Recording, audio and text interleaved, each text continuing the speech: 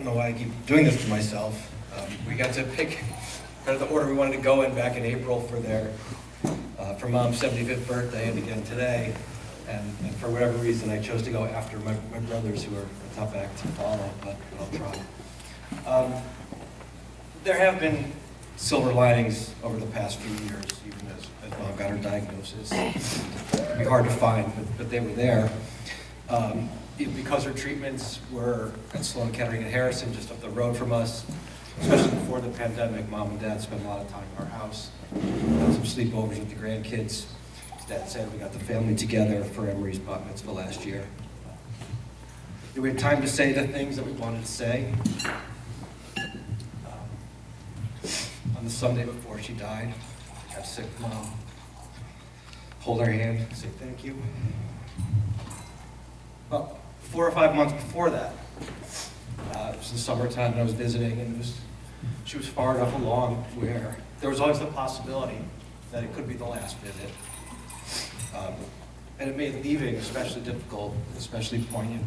And I remember on this occasion, I got up to leave, and Mom had just about enough strength to get up to say goodbye. She gave me a big hug. And I held her against my shoulder, and as we broke our embrace, she was crying, I was crying. She got a step back, and she wiped a tear away from her eye. And I'll always remember this. She looked me in the eyes. She said, "Your armpits smell great."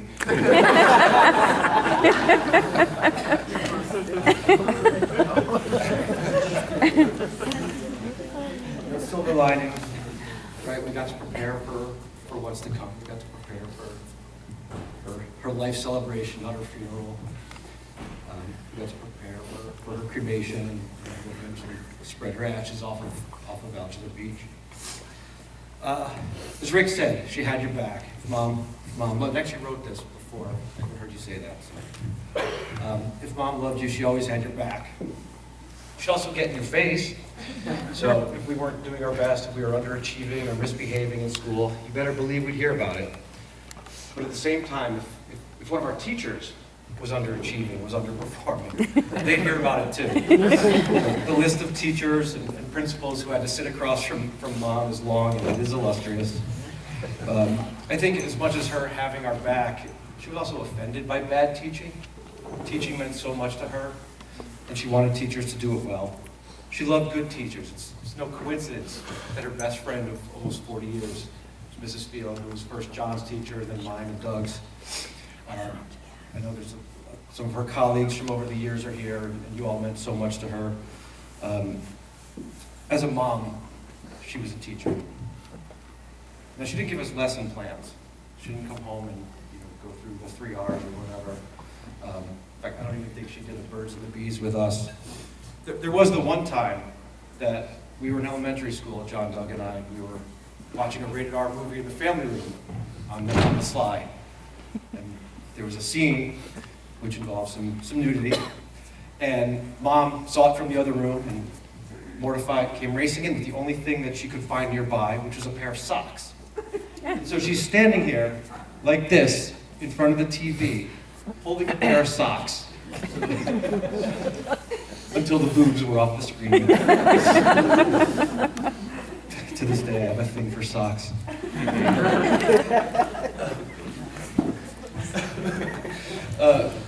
She was a teacher, in that after almost every visit with her, we get a progress report. We get an email telling us how we had performed on a variety of metrics, how our kids had behaved, whether we had the right food available for her and Dad, our attitude, our overall attentiveness. It was sort of ironic because when Mom would come to visit, she would spend half the visit on her iPad, furiously trying to negotiate a $2 credit on a return at Kohl's. Mom didn't like sports. Kind of weird. Dad was a big UConn Yankee fan. Cindy, her dear friend, works at the UConn ticket office. You heard from David Elfin, who's the president of the Pro Football Writers. Don, who's a Whalers season ticket holder. Rick thinks he played on the 1989 UConn team. Mom went to one Major League Baseball game in her entire life. September 20th, 1969. She's on the 1969 Mets, the Miracle Mets, the Amazing Mets, the World Champion Mets. They played against the Pittsburgh Pirates, who featured Hall of Famers Roberto Clemente and Willie Stargell. And that day, the pitcher for the Pittsburgh Pirates, Bob Moose, threw a no-hitter. It was September, it was a pennant race, there were these Hall of Famers on the field, it was a no-hitter. The crowd must have been going nuts. Mom sat there and thought it was boring. No freaking hits. She never went to another game. As we sort of heard, Mom had a unique and somewhat dark sense of humor. One of her favorite stories from Thanksgiving of 1999. Doug says this is actually not a mom story, it's really a me story. I guess I learned that from Uncle Rick as well. So Mom was in Japan on her Fulbright Fellowship, and she was away for all of November. And so I was home, and I was helping Grandma Muriel prepare for Thanksgiving, and we'd gone to Stop and Shop in West Haven. And we're in the checkout line, and I turned to Grandma and I said, you know, it's kind of weird. This is going to be my first Thanksgiving without my mother. And a woman in front of us in line turned to me and goes, oh, me too. I said, yeah, but mine's coming back. She loved that story. As Doug said, or one of you, Doug or John, said, she used to say, you're saving that for my eulogy, right? You're saving the nice things for my eulogy. So 3 years ago, for Mom and Dad's 50th anniversary, I decided I wasn't going to save it, and I got to give her eulogy at her 50th anniversary, which she really enjoyed. The ultimate silver lining, and we've also heard, was that we got to celebrate her 75th birthday in April, and she was in good enough health to enjoy it, to have her family together. Doug and John both reprised their poetry from that event, and I'm going to do the same thing. I'm not sure if the kind of tone of this is right for this event, or at least Doug and John weren't sure, or so they told me as we were preparing for today. So I want to preface this by saying the same thing that I said to Mom before I recited this on her birthday. First, you've got to keep in mind that the Jews have survived 5,000 years of oppression with humor. Second is, Mom, after hearing this, I get it. You might never speak to me again. And what's great is there's some video from this. And I watched the video, because of course I watch myself. And I said, you know, after I said, Mom, you may never speak to me again, you hear her say, it wouldn't be the first time.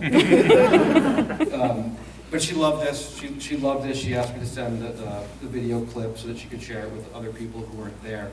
It's called The Queen of the Sound, and it's about her life, her birth in West Haven and returning home to West Haven for the final years. So it's called The Queen of the Sound. You're the queen of the sound. You grew up in this town. Life's like a circle. It comes back around. You're the queen of the sound here by Alciller Plaza. Your 3 boys are in town, and your daughter Pedraza. Of course, Dad is here, and Cindy and John, Pamela, Peg, Rick, and Don. 7 grandkids are here, ages 18 through 6. 4 nieces and nephews. Those are Don's, those are Rick's. If I miss anyone, please don't blame me. I can't skip the daughters-in-law, Joan, Jana, and Amy. Dear friends, cousins, congrats, you all made it. You're the ones who haven't offended Mom latest. You're the queen of the sound. You were born in West Haven. You towed the line, a good girl with Rick and Don misbehaving. You followed the rules. You did well in school. I'm not sure people would say you were cool, but you just had the sense that there had to be more. Beyond Hurwitz's, Silver's, and Allen's shoe store. West Haven's no place for the Jew Ally McGraw. Up the Turnpike to Boston, where life would prove merrier. A history major, a proud Boston Terrier. 1968, that would be a big year. Milo, a pen, a fetching stick figure. You say you were prudish, you say you were chaste. Dad spent the night on your very first date. True. Wedding bells, a new life, a teacher, a wife. Soon enough you'd have kids, in fact you'd have 3. A birdman, a lawman, a man of TV. Leading the lifestyles of the poor and messy. You weren't into cleaning, never much of a cook. You much prefer reading, you love a good book. The sound queen, you don't clean, don't cook, love a book. The merrier terrier, take the Rocky Hill Ferry to visit Miss Berry. Vanna Ritt, Vanna Rott, Vanna Reed. Open heart and home for refugees. Patty from Peru, an Afghani or 2. Amazing these things that you do. You're a feminist, anti-sexist. You were woke before woke. Don't be a misogynist. Don't even tell jokes. I mean, women can't drive.